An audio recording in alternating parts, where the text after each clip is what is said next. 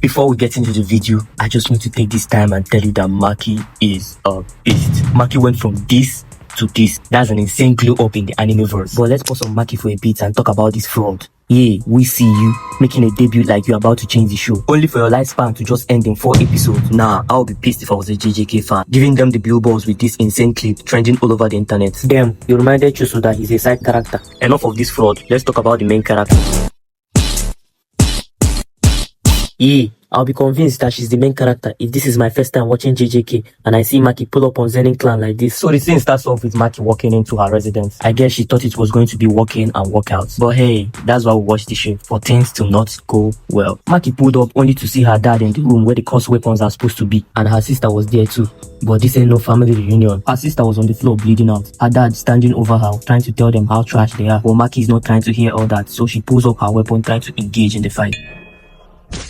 Yeah, like I said, trying, because this shit only lasted 4 slides and Maki joined her sister on the ground. Maki was so trash that it got all JJK fans all over the world looking like this. Is that it? It cuts to the scene where they are disturbed that dragged them to the floor to toss them into a pit where they'll be eaten by crosses. Like that shit wasn't enough, he went on to explain how trash they are. But I guess, hey, some dads are like that. After he left, they show Mai calling up to Maki. Boom, and then a cutscene putting them in a beach. Well, I've seen this before and I know someone ain't making it out, and this time is Mai. Mai went on to explain to Maki why both of them are trash. Since they are twins, the universe views them as one, and one of them has to go for the other to reach their full potential. But Mai already made up her mind. She's not built for the war life. She's tired. She doesn't want the smoke. Taking the last of Maki's cursed energy with her. So just like Toji, Maki can enjoy not having any restriction. This gave her a boost to her physical strength and her senses. Now she can see curses without them glasses. Mai went on to tell Maki to catch them all. But unlike Pokemon, no keeping. Mai used the last of her life force to drop a legendary loot for Maki. Yeah, the Soul Split Katana. Now it's time for Maki to get cooking. The first candidate, other than the curses, was her dad. He sensed that all the curses are gone. He immediately went on guard. He's already sweating because he felt a fear he was trying to forget. The ghost of Toji. Well, I'll give him E for efforts because he released a weaker slash that absolutely did nothing. She was already behind him, cutting his head off, giving him a haircut that he will never need a barber again. After that, the whole Zenin clan is on guard, everybody trying to hunt down Maki. But Maki is not hiding from anyone. She nonchalantly walked down to the room where the Zenin clan had her surrounded. Seeing the way she walked, I thought the powers unlocked Aura Farm too. But then I remembered, this was the same steps she used even when she had no powers. I guess she has Aura Farm on default. These guys must think they have her surrounded without knowing they are the side characters. If I'm in the animeverse and I look beside me and see that I had the same drip with the dude beside me, that's the ultimate side character build. You see all of them looking the same. Now Maki seeing the reflection of her ops in her sword, half of them looking like One Punch Man from Team. Maki still cutting them down like they are overgrown grass. Still doing the spin like she's Sonic. She's not even taking them seriously. At this point, she's just trying out her inventory, trying out different movesets. She cuts one dude down, kicks the other in the air. Looking at this dude, I thought he had no eyes, but she managed to cut through his swords and his eyes. She's moving through the crowd with ease like she's fighting NPCs in a tutorial. She cuts a dude's hands and the sword flew and stabbed another dude in the neck. That dude must be really pissed because he did nothing in this fight. That's one of the worst ways to go. Literally stabbed by your friend's hands. At least it wasn't a backstab. Okay, hold on. Who is this dude? Walking up with confidence like he's about to do something, only to get packed like the others. I'm sure they told him to follow the jumping script and he didn't listen. We see another enemy sword spinning in the air, but this time it catches a random camping at the back and she continues to body the other members. Now this next scene really got me tripping because I'm wondering what kind of movesets she hit them to get them all in the air like this. Pain, is that you?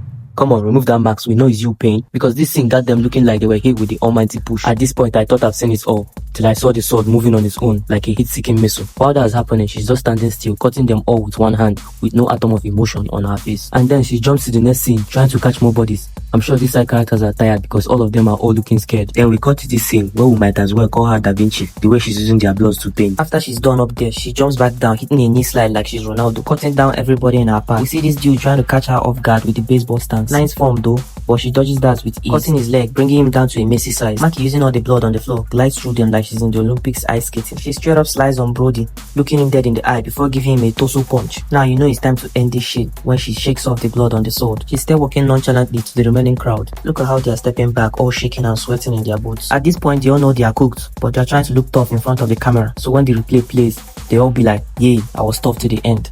Maki continues her cutting and slashing, and we see another sword in the air spinning. What's with these dudes? They can't even hold their sword right. I guess Maki is cutting them hands off, leaving them looking like Patrick. The spinning sword catches a random in the crowd. She does a smooth spin like she's Michael Jackson, catching more bodies. Now it's time to wrap up the show with her finishing act. She's swinging and cutting in all directions, ending up in their middle with a mannequin stance. Now I thought there was a fire outbreak. because the way their bodies open like sprinklers, blood's gushing out and they're dropping to the floor like flies.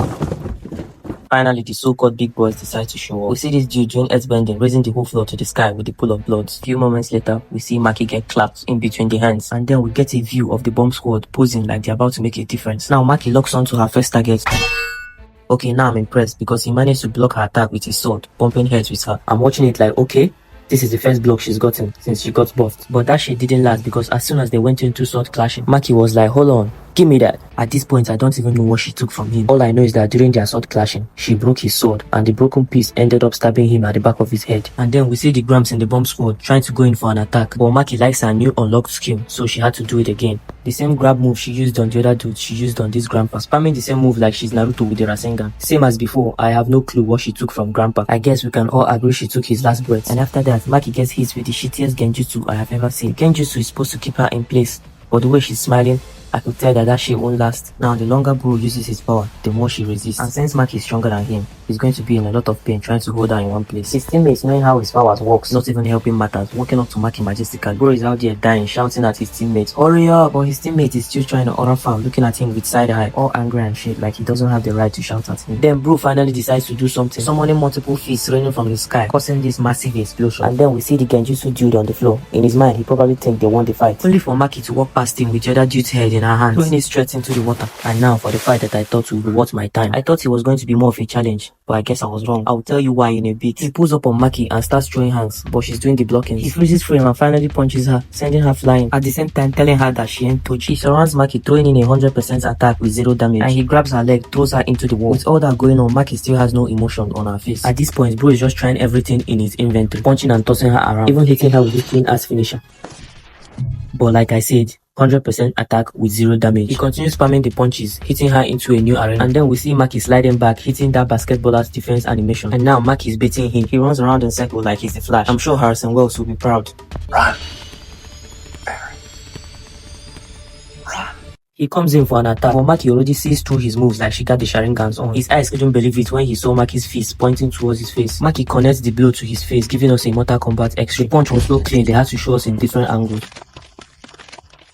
And yeah, that was that. Maki paid her mom a visit, but not in the family reunion time. The only reunion she'll be getting is with her husband and Mai in the afterlife. And for some reason, this dude was still alive, but not for long, because even after being slashed by Maki, Maki's mom still walked into the room and stabbed him in the back, and that was that. And as a Naruto fan, I will straight up tell you that Maki's clan wipe was better than Itachi's clan wipe. People shouldn't be comparing, because Itachi had help from Obito, while Maki did it solo. With these little points, I hope I've not confused you, but convinced you that Maki clan wipe is better than Itachi's clan wipe. If you made it this far, help a growing creator like Moa to reach his goal of 100k subs. Yeah, I know, we're still at 12k, but hey, baby steps, and with your help, we'll get there. See you next time.